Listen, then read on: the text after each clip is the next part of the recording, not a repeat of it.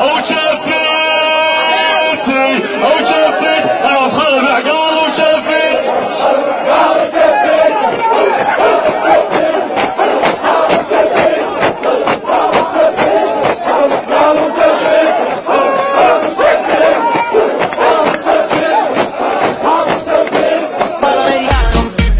بخت مني اللبس العقال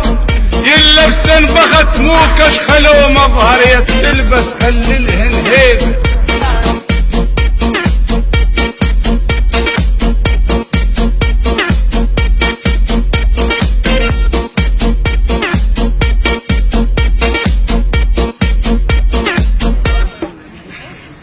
كثر شيوخ شوفا والعقل كثرا كثر شيوخ شوفا والعقل كثرا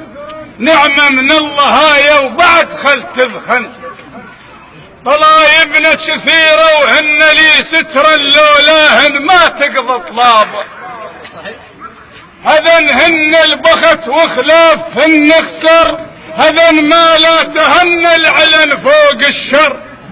هواي ناسك وترى ما مخليه قيمة للعقال صحيح يلبس عقال وشاقي ويلفظ كلام غير لائق هواي سوالف كلكم تعرفون انتم ان شاء الله. كثر الشيوخ شوفا والعقل كثرا نعمة من الله هاي وبعد خل تذخن طلايبنا كثيرة وهن لي سترا لولاهن ما تقضى طلابه هذن هن البخت وخلوف هن خسر هذن ما لا تهن العلن فوق الشر. بخت مني اللبس العقال يلبسن بخت مو كشخل ومظهر يتلبس خللهن هيبه يتلبس خللهن هيبه الما عنده بخت وعلوم فوق الهامه ليش شخه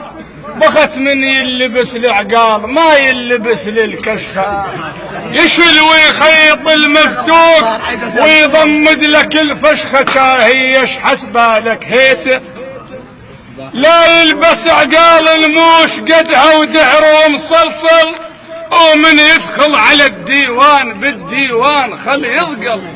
ليه حطلع على راس عقال بين الناس خل يعقل كاغير عقال مسمينه انا تكسر قفايا وبيها ما ارضى صبح العقال فوق الماء ستر عرضه تكسر قفايا وبيها ما ارضى صبح العقال فوق الماء ستر عرضه تحاكي من يا عمو يا اهل تكضس بابك واضرب تغليسه انا اعتب على السوى العقال ويتعب بحوكه لازم يكتب ان عليه لا يلبس قطه دحك مضحوكه لان عندنا كثيره شيوخ يراد لهم بلوكه والمقصد شنه تعرفونه بعد حتى العقال تردد بلبسه لان لابسته ناس حلوك هم خرسه العقال يتشيم على يرنحس لو واحد غثاب حكايه اظل ساكت لحد من لو بقيت يموت قلبه خاف اظل منة التابوت بس يدون الرباط وذوقني اظل ساكت لحد من لو بقيت يموت قلبه خاف اظل منة التابوت